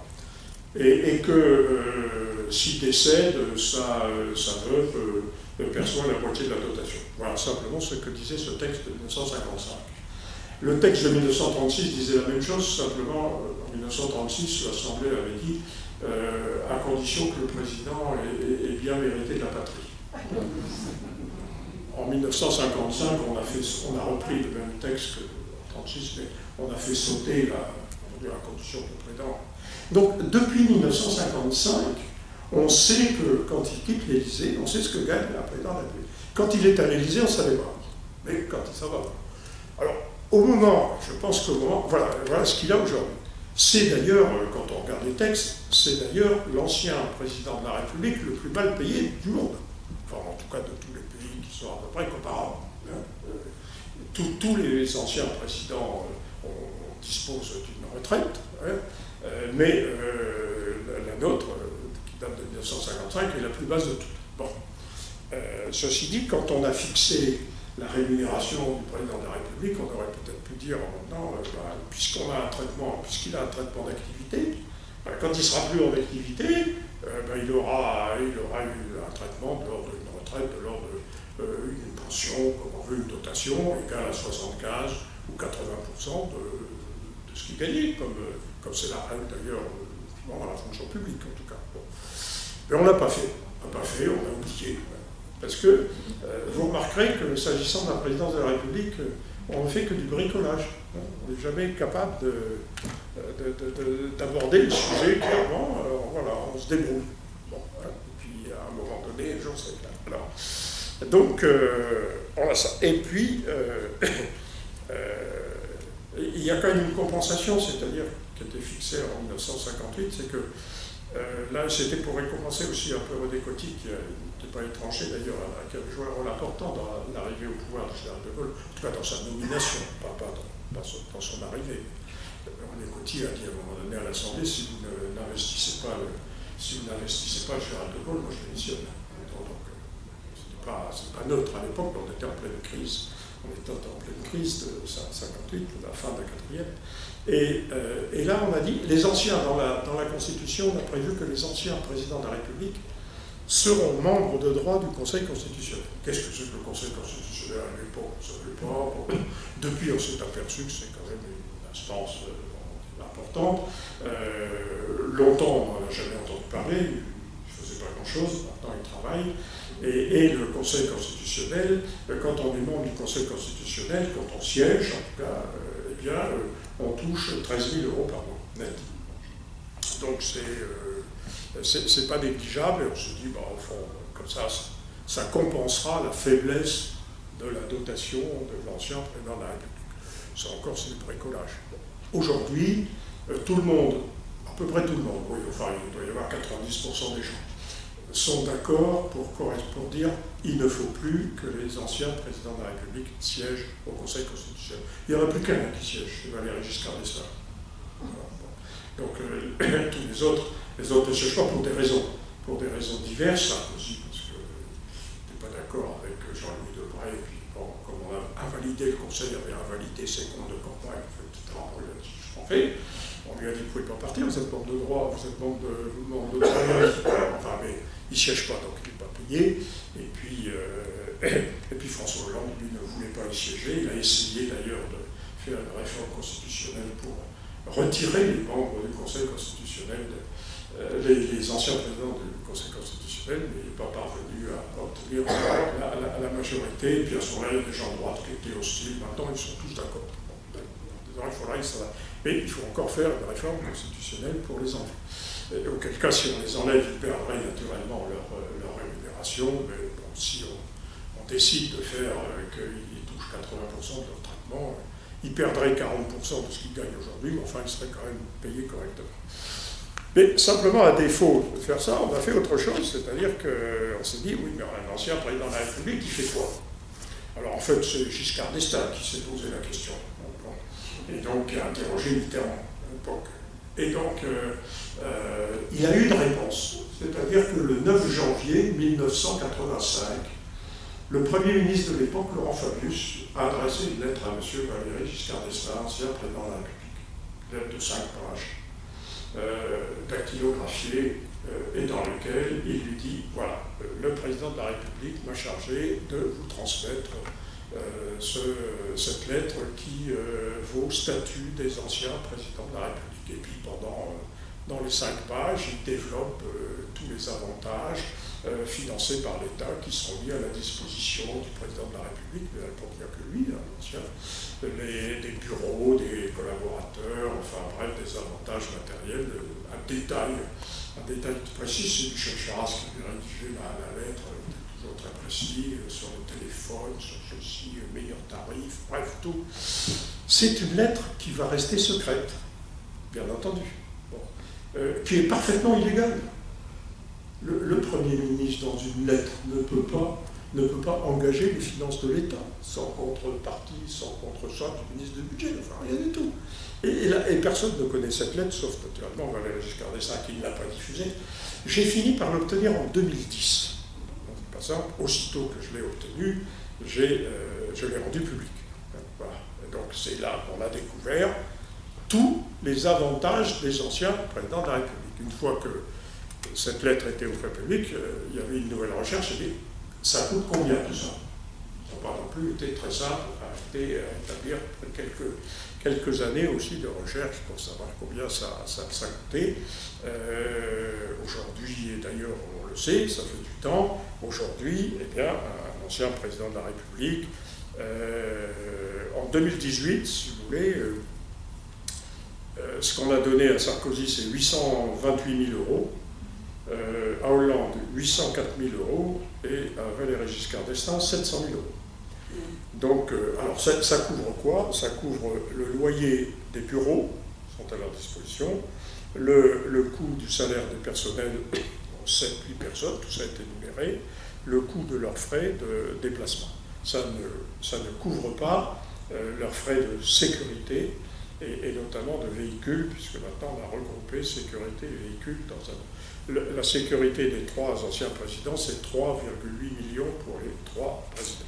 Mais on ne distingue pas, et j'avoue qu'il n'est pas nécessaire d'aller chercher le détail en ce qui concerne la sécurité, puisque là, on va quand même donner des armes à ceux qui pourraient activer. Je me rappelle quand j'ai fait mon dernier bouquin, que j'ai rencontré le directeur de cabinet de François Hollande, il m'expliquait qu'on était dans une période où les menaces à l'égard de François Hollande s'étaient un peu renforcées, et donc la sécurité avait été pendant quelque temps un petit peu renforcée, puis après ça a disparu. Je ne suis pas sûr que le nombre de personnes affectées à la sécurité de Valéry Giscard d'Estaing soit aussi important que ça. Enfin, Nicolas Sarkozy, d'abord parce qu'il aime beaucoup ça, et puis François Hollande, parce que bon, eux, c'est le moins des choses quand on assure leur sécurité, on n'a pas besoin de savoir s'il y a 10, 15, 20 personnes qui sont là-dessus. Voilà donc ce que nous coûtent les anciens présidents. Et là aussi, tout ça ne reposait sur aucune base. Et il a fallu qu'un décret présidentiel du 5 octobre 2006, pour que... non, 2016, pardon. 4 octobre 2016, François Hollande prenne un décret qui précise, cette fois-ci, qui annule en quelque sorte la lettre, la circulaire de 1985, du moins on suppose. Bon, en tout cas, le décret dit, voilà quels sont les avantages qui sont accordés aux anciens présidents de la République. Au bout de 5 ans, une partie de ces avantages diminueront, mais voilà, c'est tout. Hein, mais on n'est pas allé plus loin. C'est un petit progrès dans la transparence. Ils ont fini par y arriver, parce que moi j'étais arrivé à des chiffrages qui étaient repris par les médias, hein, qui faisaient naturellement, qui inquiétaient les Français, hein, en se disant pourquoi, et voilà. Mais simplement, on a, voilà donc les avantages qui sont accordés, mais comme on n'est pas allé au bout, on n'a pas du tout fixé là de limitation, ni de plafond. Par exemple, est-ce que ces avantages publics sont compatibles avec des recettes privées, des ressources privées? Donc, on ne sait pas. Et si un ancien président de la République veut continuer à faire de la politique et se présenter à une élection, qu'est-ce qu'on fait avec les avantages qui sont voiture, chauffeur, etc. Parce que tout ça, c'est dans le financement politique, tous les financements par personne morale, donc par l'État, sont interdits. Donc voilà, tout ça n'a pas été éclairci, là aussi, parce qu'on continue à faire du bricolage, parce qu'on se refuse, au fond, on se refuse à essayer de définir ce que peut être la présidence de la République, quel est le statut réel du président de la République, des anciens présidents de la République, on fait quoi avec eux, etc. Et quel est le statut de l'Élysée, c'est pour une administration, c'est bon, etc. Comment tout ça doit être organisé, ça mériterait, en tout cas, les choses mériteraient d'être précisées. Au moins, on a maintenant une connaissance assez exacte, hein, de ce qui est fait. On sait aussi que ces dépenses sont contrôlées. Les pouvoirs publics ont pris l'habitude aussi, quand maintenant des parlementaires leur posent la question, de répondre, c'est-à-dire à cette question. Donc on arrive à suivre les choses. Donc de ce point de vue-là, on a fait un certain nombre de progrès. Et autant il y avait des fantasmes extraordinaires quand on ne savait pas ce qui se passait, autant à partir du moment où on sait les choses, bon, au moins on peut être pour, on peut être contre, on peut que c'est trop ou pas assez, enfin au moins on a la réalité des choses. C'est tout l'intérêt d'ailleurs de la transparence en ce qui concerne la gestion des fonds publics. Voilà ce que je voulais vous dire, et maintenant je suis prêt à répondre à vos questions.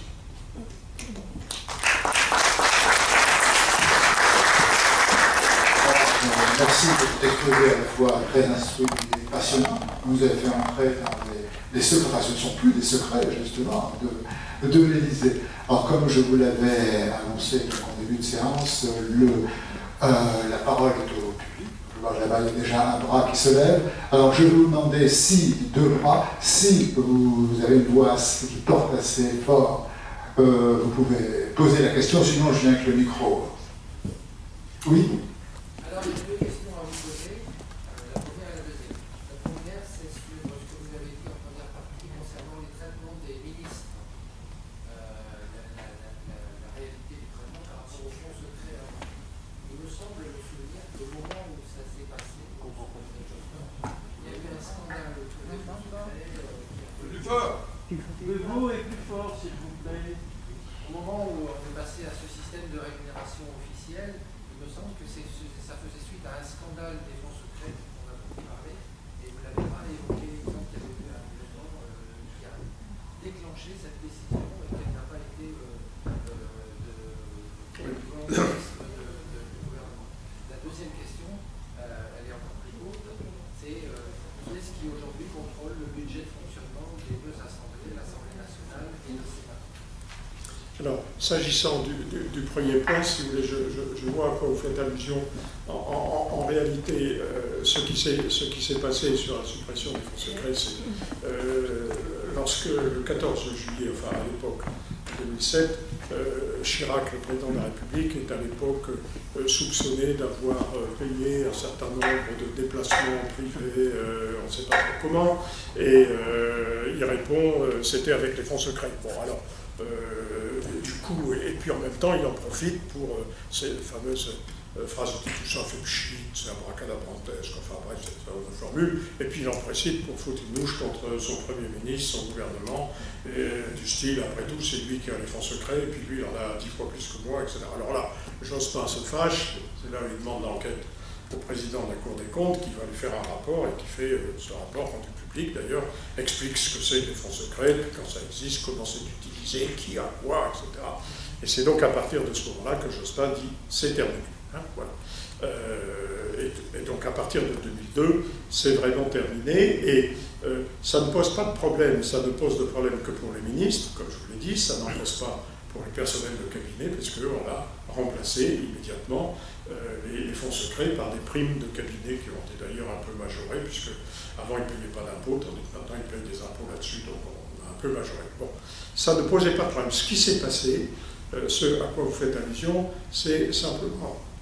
Après, quelques années après, on a découvert que Guéant, quand il était ministre de l'Intérieur, ou directeur de cabinet ministre de l'Intérieur, avait, si vous voulez, perçu des fonds secrets, etc., qui provenaient, alors non plus des fonds secrets, mais il avait perçu des rémunérations qui venaient des primes spécifiques à la police. Alors, je ne sais pas pourquoi ils avaient été primes. Il y a eu un rapport d'ailleurs, mais j'ai le rapport, mais j'ai plus en mémoire exactement quelles étaient l'origine de ces primes. En tout cas, les policiers qui exerçaient un certain nombre d'activités, cumulaient tout ça, généraient des primes, et ces primes étaient partagées, etc. Et ça n'était pas, elles n'étaient pas rendues publiques. Donc, au fond, là, il y a eu une affaire. D'ailleurs, les 3 ou 4 préfets qui ont été concernés, parce que ça concerne le directeur de cabinet, le directeur adjoint, ça concerne le chef de cabinet, enfin, ils étaient tous des préfets. J'en ai connu un dans l'Aisne, d'ailleurs, qui, du coup, après a été rattrapé par tout ça. Il y a eu un procès, ils ont été condamnés très, très fermement pour un usage abusif de fonds publics. Voilà. Mais, en dehors de cette affaire spécifique, Guéant, il n'y a plus de problème, parce que ça, les fonds secrets, ça n'existe plus. Maintenant, les gens bénéficient d'une rémunération. Alors, à l'Élysée, d'ailleurs, les fonds secrets, ça servait à distribuer des primes. Hein. Donc, il y a quelqu'un qui passait dans les bureaux et puis qui distribuait à la main. Maintenant, il y a une fiche de paye, donc c'est mis indemnité, suggestion, voilà. Tout ça. Alors, deuxième question, je vous demandais qui contrôle l'Assemblée et le budget de fonctionnement des assemblées. Alors le budget de fonctionnement des assemblées, il est fixé et contrôlé par elle-même au nom de l'indépendance, si vous voulez, des assemblées. Il est rendu public, alors depuis maintenant 7-8 ans, sur le site de l'Assemblée, vous avez le détail, il y a un rapport qui fait à peu près 200 pages, qui donne le détail de toutes les dépenses de l'Assemblée. Ce rapport, qui longtemps n'était pas publié, en tout cas on n'en publiait qu'une synthèse, mais maintenant il est rendu public complètement. Alors il n'y a pas par contre de véritable contrôle, donc il y a une grande transparence sur les dépenses de l'Élysée. Vous avez des lignes budgétaires, même, je dirais, on a plus de détails sur le budget de l'Assemblée que sur le budget de l'Élysée. Mais parce que toutes les lignes budgétaires sont là, donc on peut le savoir.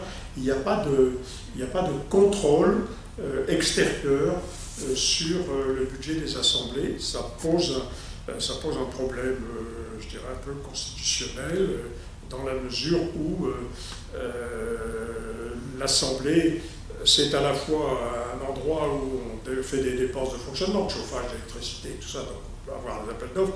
Voilà, c'est quand même un endroit où il y a le traitement et les avantages qui sont ceux des parlementaires, qui représentent 60% des dépenses de l'Assemblée avec leurs collaborateurs, et que là, bon, il n'est pas question qu'on aille regarder de trop près comment fonctionne un parlementaire pour des raisons d'indépendance. À l'exception, naturellement, par exemple, des progrès qui sont faits, puisque les parlementaires disposent d'une somme forfaitaire pour avoir de frais professionnels, et que maintenant, depuis 2017, d'ailleurs, ces frais professionnels sont maintenant contrôlés, justifiés, alors que jusqu'en 2017, ces frais professionnels n'étaient pas contrôlés, ce qui était un petit peu anormal. Voilà. Donc ça s'améliore. Alors contrôler, la Cour des comptes assure la certification des comptes de l'Assemblée, mais ne contrôle pas les dépenses de l'Assemblée. Elles sont publiques, elles sont transparentes, mais il n'y a pas de contrôle extérieur. Voilà. Oui, bonsoir. Deux petites questions. Dans la présentation que vous avez faite, j'ai entendu détective, j'ai entendu investigation. Dans votre intervention, vous ajoutez enquête policière. Donc ma petite question, c'est qu'est-ce qui vous a motivé, qu'est-ce qui vous a conduit à un moment de s'attaquer à un problème qu'on appelle aller contrôler ce que dépense l'État. Autrement dit, évidemment, il y a une motivation, il y a un chemin qui vous a conduit, sachant que l'œuvre est colossale pour aller frapper aux différentes portes, et sachant que vous dites parfois il n'y a pas de traces. Comment, évidemment, vous avez fait confiance, est-ce qu'il y a des refus? Donc c'est une question de démarche de l'universitaire peut-être et du politique, qui vous a animé à aller forcer les portes, qui, ma foi, vous l'avez bien répété plusieurs fois, c'est coutumier, c'est comme ça. Donc comment vous avez... juste la petite question, la deuxième, s'il vous plaît. Aujourd'hui, moi j'ai une lecture, mais j'aimerais bien que vous pourriez m'éclairer. Au fur et à mesure que la transparence avance, moi je dis c'est salutaire pour la démocratie. Mais en même temps, évidemment, certains de vos travaux étaient publiés par la presse. On dit de M. Dupont, vous voyez, ils sont tous corrompus. Hein, c'est le politique. Comment, évidemment, aujourd'hui négocier ou admettre le fait que la transparence doit aller jusqu'au bout et convaincre le citoyen pour dire, en fait, c'est le salut de la démocratie. Parce que forcément, moi, personnellement, quand je lis tel ou tel article en disant et il est parti avec telle somme, et il a fraudé, etc., là, il y a cette méfiance du politique aujourd'hui. Donc la transparence, à mon sens, elle est salutaire, mais elle peut avoir évidemment cet effet qui peut encore faire éloigner les citoyens. Merci. Peut-être ce qui m'a conduit à ça, je ne sais pas trop exactement, je pense qu'il y a eu un souci que j'ai pu avoir, que je peux avoir à faire dans la psychanalyse, etc., c'est pas, on dirait, pas la famille ou le drogue. Je pense qu'il y a eu un souci, si vous voulez, en tout cas, du fait que l'argent public doit être bien dépensé parce que c'est l'argent de tout le monde et que donc il est normal. Alors, aux différentes fonctions que j'ai occupées, je suis forcé de régler ça. J'ai lu les rapports de la Cour des comptes depuis très longtemps, bon, donc ça m'a aussi un peu inspiré. J'ai écrit d'abord toute une série d'ouvrages sur la comptabilité communale, sur la connaissance des budgets communaux, puis une pratique là-dessus. Bon, et puis c'est tout, à un moment donné, donc, quand j'ai été parlementaire, le fait de contrôler l'utilisation d'argent public. Alors pourquoi l'Élysée? C'est arrivé un peu par hasard, hein. Bon, tout à fait. Et puis à partir du moment où c'est arrivé, je me suis dit, au fond, après tout, tiens, puis j'ai regardé, j'ai essayé de trouver des lectures, de dire, attendez, c'est quoi l'Élysée? Tiens, personne n'en parle, enfin, etc. Et puis j'ai découvert des petites traces, j'ai lu une thèse universitaire d'ailleurs sur le pouvoir public, etc. Bon. Et à partir de là, je me suis dit, il y a un vide. Et donc, je me suis dit, c'est quand même anormal que la présidence de la République, enfin, qu'on ne sache pas comment ça fonctionne, et puis que je découvre qu'au fond, c'était du n'importe quoi. En fait, parce que c'était ça, alors on avait des petits échos, c'est quand même pas normal qu'à la présidence de la République ça se passe comme ça, et donc je me suis efforcé, si vous voulez, d'utiliser tous les moyens qui sont à la disposition des parlementaires, les lectures, les questions écrites, j'ai fait du harcèlement textuel, j'ai posé des questions, je dis une enquête policière, pourquoi? Parce que si vous voulez, je ne posais pas des questions de grande politique. D'ailleurs, à un moment donné, on me dit Dosière, il n'arrête pas de compter les petits fours. Non, je ne comptais pas les petits fours, ça c'était là. Mais si vous voulez des questions, c'est une question précise, combien vous avez de chauffeurs? Combien, par exemple, l'épouse du président a de chauffeurs? À partir de là, vous dites, puis combien il y a de chauffeurs, combien il y a de voitures, puis on remonte, si vous voulez, mais c'est des choses, c'est pour ça que c'est autant d'indices qu'il a fallu accumuler pour essayer de faire un tableau. C'est un puzzle, quoi, qu'il fallait faire. Alors, je suis allé rechercher toutes les pièces du puzzle. Il y en a qui étaient facilement accessibles, d'autres qui l'étaient, il fallait faire des travaux de recherche, il fallait lire, il fallait confronter ce que disaient les journalistes aussi. Bon, donc, voilà. Et puis, les journalistes étaient intéressés, parce qu'au fond, avec les découvertes que je faisais, ça les intéressait. En 2007, quand les journalistes ont voulu, je me rappelle très bien, avant l'élection présidentielle, faire un reportage à la télévision sur ce que c'est que la présidence de la République, les portes se fermaient. Rien. Ils ne savaient rien. On ne leur disait rien. Et ils demandaient à l'Élysée, ils frappaient la porte. Rien. Donc, qu'est-ce qu'ils avaient? Ils avaient le bouquin que j'avais fait, dans lequel j'exposais qu'il y avait tant de collaborateurs, tant de ceci, de cela. Et donc, à partir de là, ils venaient me voir en disant, avec vous, au moins on peut dire quelque chose, sinon il n'y avait rien du tout. Aujourd'hui, c'est beaucoup changé, puisqu'au contraire, la présidence de la République s'ouvre, il y a des tas de reportages, y compris sur la préparation des repas, sur les voyages, enfin tout ça. Bref, maintenant, il n'y a plus de caractère vraiment secret là-dessus. Alors, ce que vous dites, c'est, mais est-ce que ce souci de la transparence ne peut pas conduire, je dirais, peut-être à une forme de populisme?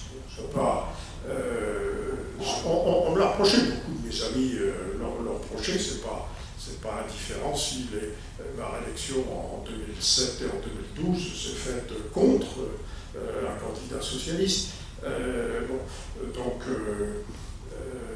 Parce que ça a dérangé aussi certains. Bon. Mais je me suis toujours gardé, si vous voulez, de mettre en cause des individus. Jamais. Je n'ai jamais mis en cause un individu. Je dirais, quand je parle de la présidence de la République, parler du président de la République, oui, enfin bon, bien sûr, on ne peut pas faire autrement, mais c'est l'institution qui était en cause. Jamais dans toutes les enquêtes, dans toutes les on m'a interrogé, par exemple, sur le comportement de tel élu, puis je faisais du gaspillage, etc. Je n'ai jamais répondu concernant un élu.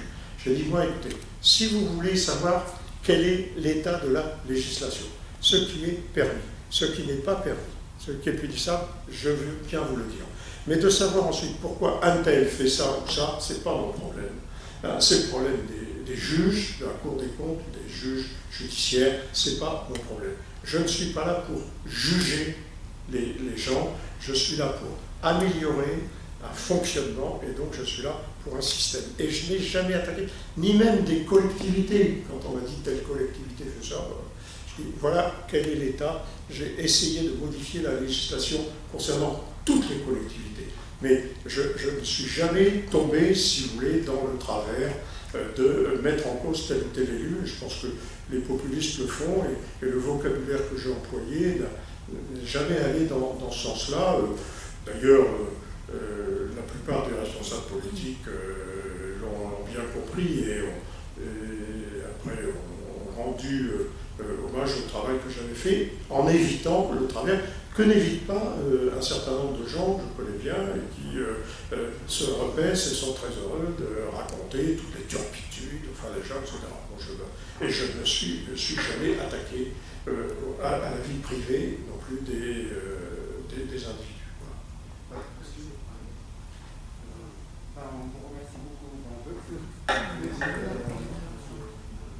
Si ça vous plaît, vous pouvez parler fort, sinon on ne vous entendra pas. Donc, j'ai deux petites questions. Donc la première, donc c'est par rapport justement aux parlementaires. Certains parlementaires ils s'acharnent justement pour imposer une loi ou quelque chose comme ça. Est-ce qu'il n'y a pas là, par exemple, cet acharnement conduit par exemple à un droit d'auteur après, quand ils seront libérés de leur fonction de député? Est-ce que, par exemple, en cas où cette loi, par exemple, certaines lois qui sont dépassées ne sont pas abrogées, ils restent comme ça, tombent dans l'oubli, comment que ça se passe? Donc, ça, d'une part. D'autre part, par exemple, on ne voit pas d'émission ni dans l'enseignement chez les collégiens ou les lycéens, une initiation au terme, justement, de, comment on appelle ça, de droit, de terme de droit, pour savoir, quand ils seront adultes, pouvoir voter dans un sens voilà. C'est quoi le lien avec la transparence La transparence, oui, de l'éducation. L'éducation nationale, quand on est un petit peu bien, donc quand on maîtrise les termes, on peut un petit peu analyser. Voilà. C'est une vaste question là-dessus. C'est vrai qu'il déborde un petit peu le thème de la transparence. C'est vrai que, ne serait-ce d'ailleurs que si on veut faire un petit peu l'éducation des gens, il faut au moins savoir connaître un certain nombre de données pour pouvoir leur exposer. Aujourd'hui, on peut très bien aller raconter n'importe où que le président de la République se gaffe, ceci, cela. Moi, je vous ai dit ce que représenter l'Élysée, on sait ce que c'est. Voilà, donc au moins on a des choses qui peuvent être claires. Mais vous savez, il faut se méfier en particulier maintenant de tous les fausses nouvelles qui circulent. Et même certains ont essayé d'utiliser les travaux que j'ai pu mener pour dire, vous voyez, Dosière a dit que, alors que je n'ai pas du tout dit ça. Bon, voilà, mais qu'est-ce que vous voulez? On ne peut pas empêcher ça. Il faut espérer que les citoyens n'en seront pas au niveau des citoyens américains qui approuvent un président qui nie les réalités. Bon. D'accord. Il y a deux questions, je vois encore, monsieur, et après, à ma gauche. Merci, monsieur Dosière. J'avais deux questions. La première, vous avez évoqué quand le salaire du Premier ministre ne s'est pas joué sur celui du président de la République, et que le Premier ministre avait un salaire... On n'entend pas. Vous avez défini à un moment que les salaires du Premier ministre et du président de la République sont contestés en fait de la même manière, et que le Premier ministre avait un salaire autour de 20 000 depuis 2002, et auparavant, comment le Premier ministre était rémunéré? Et ma deuxième question, c'est qu'entre la période de 2002 à 2012, quand la gauche était dans l'opposition, comment dans votre propre groupe vous avez été considéré sur les grands que vous avez fait le choix que vous aviez aidé par Pierre Bourguignon, et c'est l'un des seuls qui vous a aidé dans cette tâche? Est-ce que vous aviez un soutien du groupe socialiste à l'Assemblée nationale à ce moment-là? C'est aussi cette image, quand vous avez commencé à poser des questions en 2001-2002, on voit Florence Parly dans ses notes, qui n'ose pas vous regarder, qui a du mal à la répondre. Ça veut bien dire, même la gauche, vous ne voulez pas trop qu'on touche à l'argent de l'État. Alors, la question, comment était payé le Premier ministre avant, si vous voulez, la réforme de 2002? En 2002, donc je vous ai dit, le salaire du ministre est fixé, puis on fixe le salaire du Premier ministre, qui est plus élevé d'ailleurs que celui des ministres. On ne parle pas du président de la République à l'époque, en 2002, il n'y a pas, on fera un ajout en 2007, et puis l'ajout en 2007, ce sera simplement dire, après tout, on le met au même niveau que le Premier ministre, comme ça, c'est pas... mais avant, je ne sais pas si le Premier ministre disposait d'un traitement officiel supérieur à celui des ministres. En tout cas, c'était le Premier ministre qui gérait les fonds spéciaux.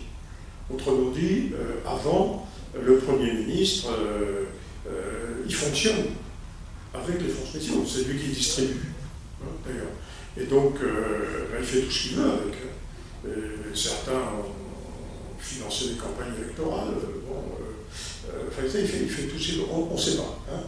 Et la seule chose qu'on sait, c'est que quand Jospin est parti, il a rendu une partie des fonds spéciaux qui lui étaient accordés. Sinon, avant, la règle, c'était on part avec le Premier ministre, ça va. Voilà. Donc, mais ça, c'est ancien, puisque maintenant, il n'y a plus de fonds spéciaux. existe. Bon, l'autre question, j'ai eu parmi mes amis politiques des soutiens, j'ai le soutien des présidents de groupe, j'ai eu Jean-Marc Ayrault en particulier, j'ai eu le soutien de Didier Migaud, qui était président de la commission des finances ou rapporteur du budget. Donc j'ai eu le soutien d'un certain nombre d'amis qui trouvaient que c'était très bien. Puis j'ai eu un certain nombre d'adversaires qui considéraient que je m'occupais de choses dangereuses, parce que quand je parlais du président de la République, au fond, ça plaisait beaucoup. Enfin, ça ne plaisait pas trop aux gens de droite, jusqu'au moment où ils ont admis qu'il y avait quand même un problème. Mais évidemment, quand je me suis occupé d'un certain nombre de situations, non pas personnelles, mais de situations institutionnelles qui existaient dans le monde des collectivités locales et à laquelle il fallait y mettre fin, là, je dois dire que les élus socialistes qui étaient concernés comme d'autres par ces méthodes-là, si on les changeait, ça ne leur faisait pas plaisir. Et donc, je n'ai pas eu que des amis, puisque je vous ai rappelé qu'en 2007 et en 2012, je n'ai pas eu l'investiture du Parti socialiste qui présentait un adversaire contre moi. Donc, voilà. Vous comprenez pourquoi je suis toujours hostile à la représentation proportionnelle, parce que là, si elle avait existé, d'ailleurs, il y a longtemps que j'aurais disparu, tandis qu'avec le scrutin majoritaire, les habitants pouvaient voter pour le candidat qu'ils appréciaient contre l'avis des partis politiques. Voilà. Donc c'est partagé. Alors, c'est la dernière question, c'est ça? Oui, ce sera la dernière question du genre qu'il est. Alors, moi je voulais poser une question par rapport à, vous avez dit, on va pas voir ce que font les élus. Donc le président de la République est élu, c'est une fonction, elle est dans la Constitution, d'accord. Et à côté de ça, il y a la famille du président de la République. Moi, je travaillais au lycée français de New York en 2010 et on voyait Nicolas Sarkozy qui venait rendre visite à son fils qui était élève en utilisant les moyens de l'État pour des affaires privées. Je n'ai pas élu la femme du président de la République. Pourquoi se fait-il qu'elle bénéficie d'avantages matériels, d'argent, etc., qui, à mon avis, ne font pas partie, ne sont nulle part inscrits dans la Constitution? Alors, c'est une question difficile que je traite d'ailleurs dans mon ouvrage, un chapitre consacré à ce qu'on appelle toujours l'américanisme, la première dame, quoi, en fait. Et je montre un peu comment les choses ont évolué à travers le temps. Là aussi, la femme du président, je dis la femme du président parce qu'il n'y a pas eu de femme président de la République, on va dire le mari du président, donc pour l'instant, ça viendra peut-être, mais enfin pour l'instant. Et donc la femme du président n'existe pas. Officiellement, elle n'existe pas. Alors, il a bien fallu lui trouver une place parce qu'elle est là, etc. Et chacune des femmes de président a eu une attitude un petit peu différente. Bon. Les choses se sont... il y a des présidents qui ont abusé, si vous voulez, aussi, qui ont sorti, montré leur femme. Bon, Sarkozy, de ce point de vue-là, a fait sauter tous les codes. Hein. Bon, bien entendu, qu'est-ce que vous voulez. Ça commence d'ailleurs pendant les campagnes électorales, de plus en plus, quand on sort sa femme, bon, tout ça. Bref, c'est un peu... on est un peu victime de l'américanisation de la vie politique, c'est un peu dommage. Alors ceci dit, les choses ont quand même un petit peu progressé. J'ai posé plusieurs fois la question. Quand j'ai posé la question, si vous voulez, sur la carte bleue de Cécilia, je me rappelle, ça fait un événement, alors qu'en fait, c'était quand même d'une banalité, hein, si vous voulez. Je pose une question en disant, attendez, la femme du chef de l'État n'existe pas, juridiquement, c'est pas une personne publique, et elle a le droit d'utiliser des fonds publics. Mais c'est strictement interdit. Enfin, il n'y a que les comptables publics qui peuvent utiliser les fonds publics, mais les personnes privées n'ont pas à utiliser. Alors, je pose la question comme ça. Alors, je dis, alors, pour arranger, je dis combien elle peut dépenser, est-ce qu'elle a un montant, enfin bref, je demande des détails, ça fait plus sérieux. Mais je dis, enfin, ça serait peut-être le moment de définir un petit peu le rôle. Bon. Alors, ça a fait une foire terrible, d'ailleurs. La presse s'en est saisie, j'étais pas là, j'étais au Gabon en ce moment-là pour une conférence de la francophonie, mais toute la journée, je n'ai pas assisté à la conférence de la francophonie. Toute la journée, je n'avais que des appels téléphoniques des médias français qui voulaient savoir ce qui se passait, etc. Et c'était le moment où Fillon devait faire sa déclaration de politique générale et on l'a interrogé sur la carte bleue de Cécilia, on pensait que ça s'appelait le passionné. Bon, enfin, ça c'est... Là aussi, c'est comment on est quelquefois sensible plus à une anecdote ou à une particularité qu'à un aspect important. Mais, bref, tout ça a fait qu'aujourd'hui, les choses se sont clarifiées. Clarifiées, c'est-à-dire, le président de la République a fait une déclaration qui figure sur... une déclaration en disant voilà ce que l'épouse du président est susceptible de faire. On lui définit un certain nombre de tâches. Bon, déjà, voilà, au moins... C'est déjà clair. C'est d'ailleurs ce que faisaient les autres, plus ou moins, mais ce n'était pas marqué dans un texte. On dirait que ce n'est pas un texte officiel. Enfin, voilà, c'est pas un statut. C'est voilà. L'épouse du président, elle fait ça. Bon. Il a pris une deuxième décision, c'est qu'il a dit la Cour des comptes contrôle le budget de l'Élysée, mais je souhaite que la Cour contrôle également les dépenses que mon épouse pourra faire. Voilà. Donc, à l'intérieur, parce que les crédits dont disposent les dépenses de l'épouse du chef de l'État sont à l'intérieur du budget de l'Élysée. Ça fait partie des 110 millions. C'est pas en plus, hein, mais c'est dedans. Et je dirais, si elle en dépensait beaucoup, il y en aurait un peu moins pour le président. Voilà, bon. Donc la Cour des comptes, le contrôle aussi, elle a fait observer que, de derniers contrôles, que, en gros, les dépenses de l'épouse du chef de l'État, c'est autour de 300 000 €. Ça correspond au salaire de 3 personnes qui l'assistent, c'est tout. Il y a très peu de déplacements, elle n'a pas de frais de représentation et elle utilise le coiffeur et le maquilleur du président de la République. Ils sont partagés. Et puis elle a la possibilité d'utiliser vêtements que les grands couturiers lui fournissent, mais il y a une convention qui prévoit qu'elle rend les vêtements, etc. Et puis elle est conseillée par un agent d'une société privée qui lui dit voilà quel type de vêtements il faut prendre et cela, mais qui sont là aussi pris en charge par une société privée. Donc les choses, je dirais, sont clarifiées là-dessus. Maintenant, reste le problème. Effectivement, on n'élit pas. Vous savez, connaissez-vous le mari de Mme Merkel? Hein? Bon, vous savez, c'est tellement qu'une fois, lorsqu'il était, Nicolas Sarkozy était dans une réunion avec Mme Merkel, il a salué Monsieur Merkel. Bon, ça ne manquait pas de sel. Le mari de Mme Merkel est un universitaire, un physicien, dont le nom m'échappe, Stauer, hein? Stauer, je crois, comme ça, c'est tout. On ne le voit nulle part. Hein? Bon, c'est tout.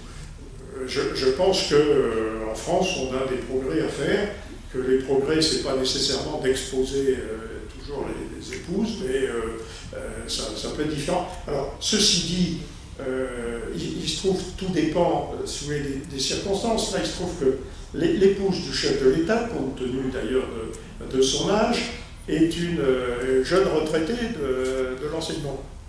Bon, elle est disponible.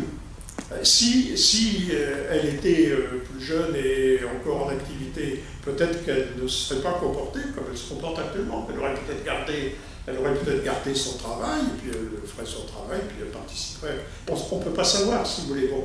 Donc là, ce qu'elle fait actuellement correspond à... Elle est disponible, elle peut faire ça, c'est tout. Bon.